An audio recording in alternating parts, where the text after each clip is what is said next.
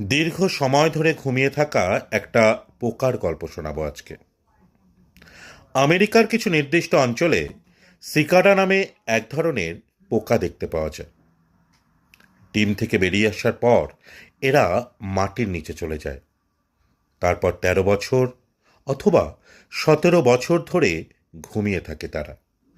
এরপর একটা নির্দিষ্ট দিনে কয়েকশো কোটি পোকা একসাথে বেরিয়ে আসে।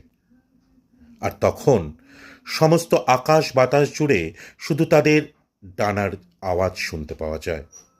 সমস্ত এলাকা চলে যায় তাদের দখলে। তারপর কয়েক সপ্তাহ ধরে তাদের বংশবৃদ্ধির কাজ চলে এবং তারপরেই তাদের জীবনের পরিসমাপ্তি। আবার একইভাবে সেই নতুন ডিম থেকে পোকা বেরিয়ে এসে চলে যায় মাটির নিচে ১৩ অথবা ১৭ বছর ধরে ঘুমিয়ে থাকার জন্য। এই অদ্ভুত জীবনচক্র বিজ্ঞানীদের বিস্মিত করে তোলে। কেমন লাগলো এই ছোট্ট গল্প তা কিন্তু অবশ্যই জানাবেন।